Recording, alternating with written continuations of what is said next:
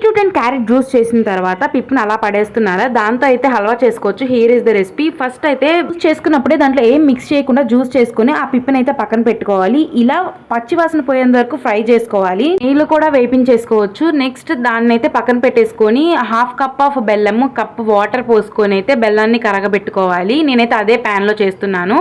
And ఇది కరిగేలోపు next ఒక చిన్న ప్యాన్ పెట్టుకొని దాంట్లో బటర్ వేసుకున్నాను. నెయ్యి కూడా యాడ్ చేసుకోవచ్చు. చిన్న డ్రై ఫ్రూట్స్ వేసుకోండి. నాకైతే జీడిపప్పు కిస్మిస్ అవైలబుల్ ఉంది కాబట్టి అది వేసుకుంటున్నాను. నెక్స్ట్ ఫ్రై చేసుకోండి. నా బటర్ అయితే మాడిపోయింది, మీరు మాత్రం అలా చేసుకోకండి. నెక్స్ట్ అయితే మనం బెల్లం కరగబెట్టుకున్నాం కదా, దాంట్లో అయితే బీట్రూట్ అండ్ క్యారెట్ ని ఫ్రై చేసుకొని దాంట్లో యాడ్ చేసుకోవాలి. ఇలా తిప్పుతూ ఒక 5 to 6 minutes ఇలా తిప్పుతూ ఉండాలి. నెక్స్ట్ అయితే మనం డ్రై ఫ్రూట్స్ యాడ్ చేసుకొని ఇలా ఒక 1 minute అలా కలుపుకుంటే సరిపోతుంది. హల్వా అయితే రెడీ అయిపోయింది. టేస్ట్ అయితే సూపర్గా ఉంది. ఒక్కసారి ఇట్లా ట్రై చేసి మీకు ఎలా వచ్చిందో కమెంట్ చేయండి. ఇలాంటి కంటెంట్ కోసం నా ఛానల్ ఇంకా ఎవరైనా సబ్స్క్రైబ్ చేసుకోకపోతే ప్లీజ్ సబ్స్క్రైబ్ చేసుకోండి. అంతే వీడియో. బాయ్.